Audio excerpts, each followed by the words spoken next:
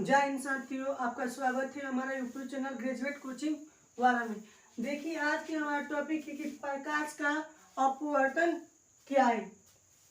ये क्वेश्चन 10वीं क्लास के बिहार बोर्ड यानी बिहार बोर्ड में पूछा गया 2021 का क्वेश्चन है। देखिए हम समझते हैं कि प्रकाश का अपवर्तन क्या है। देखिए प्रकाश का अपवर्तन क्या होता है। जब प्रकाश एक माध्यम से दूसरे माध्यम में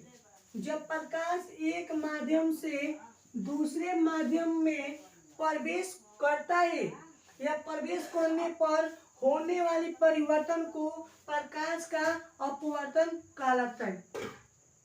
जब प्रकाश एक माध्यम से दूसरे माध्यम में प्रवेश करता है तो प्रवेश करने पर होने वाली परिवर्तन को प्रकाश का अपवर्तन कहलाता है। जैसे देखिए चित्र के अनुसार ये हमारा देखिए ये के हवा है।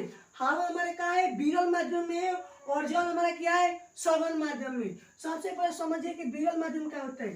तो वह माध्यम जिसमें प्रकाश का वेग अधिक होता है उसे क्या बोला जाता है, विरल माध्यम बोला जाता है। और जिसमें यानी वह माध्यम जिसमें प्रकाश का वेग सबसे कम होता है उसे क्या बोला जाता है, सघन माध्यम बोला जाता है। जैसे देख लीजिए ये हमारा वस्तु क्या है, ए यानी ए बिंदु का और ये आ रही आपतित हो रही है। आपतित होने के बाद क्या परावर्तक सतह से टकरा कर क्या हो रही है कि नीचे आ रही है तो क्या अपवर्तित। अपवर्तित होने पर क्या हो रही है कि अभिलंब की ओर क्या हो रही, झुक रही। जब कोई बिंदु विरल माध्यम से सघन माध्यम में प्रवेश करती है तो क्या होता है, अभिलंब की ओर झुकती है। ये किसका घटना है, तो प्रकाश के अपवर्तन का घटना है। ये प्रकाश के अपवर्तन का घटना होता है। यानी जब कोई वस्तु विरल माध्यम से सघन माध्यम में प्रवेश करेगी तो क्या होगा, अभिलंब की ओर झुकती है।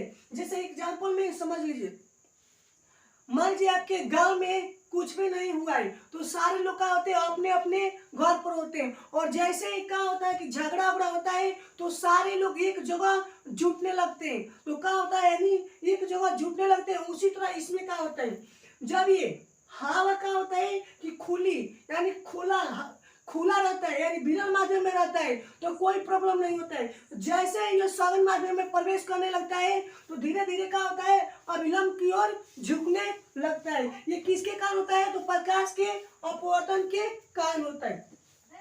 एक बात और याद रखिएगा, जब कोई वस्तु सघन माध्यम से विरल माध्यम में जाएगा तो वो क्या हो जाएगा, अभिलंब से दूर भागता है।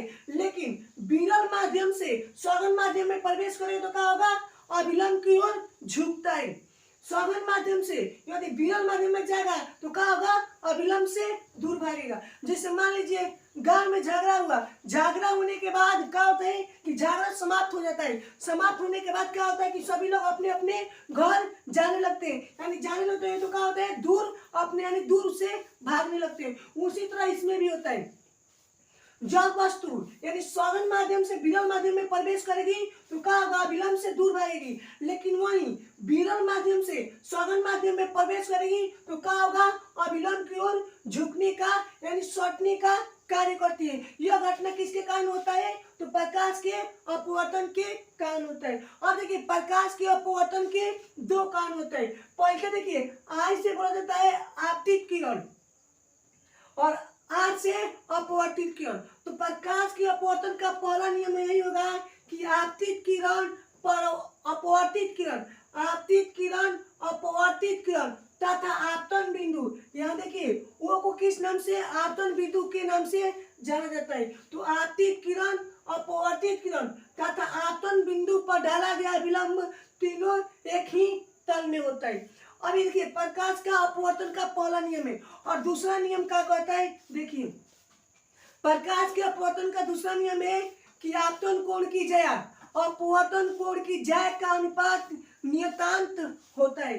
यानी आपतन कोण की ज्या अपवर्तन कोण की ज्या का नियतांक क्या होता है, कोण के अनुपात का होता है, नियतांक होता है।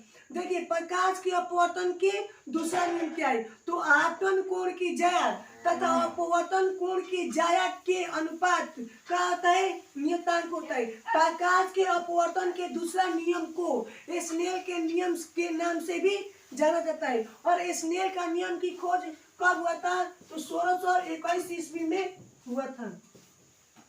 इस पूछेगा भी क्वेश्चन में कि स्नेल का नियम का खोज कब हुआ था? तो 1621 ईस्वी में हुआ था।